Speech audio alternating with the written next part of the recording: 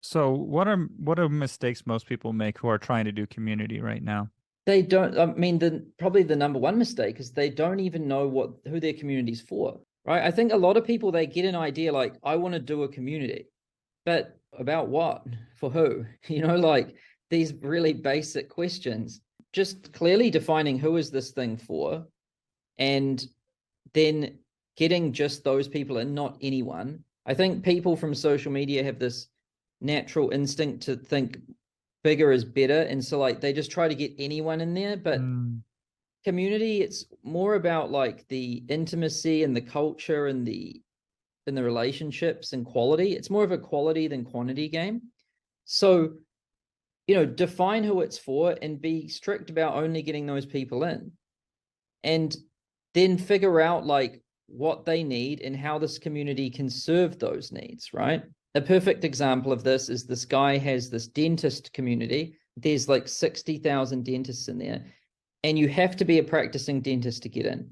And they actually check, right? License, practice, everything. And in there, they only talk about patients and the different procedures. So, like, they might share x rays and then they say, like, I've got this case, I'm stumped, I don't know what to do here.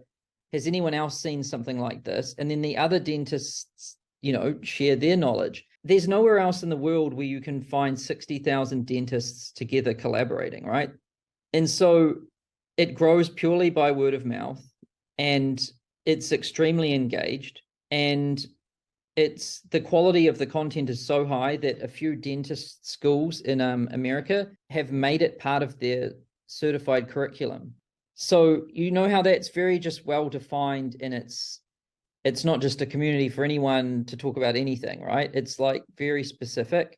And so that's like an example of like what you should do, and that's probably the biggest mistake we see people make. Hmm.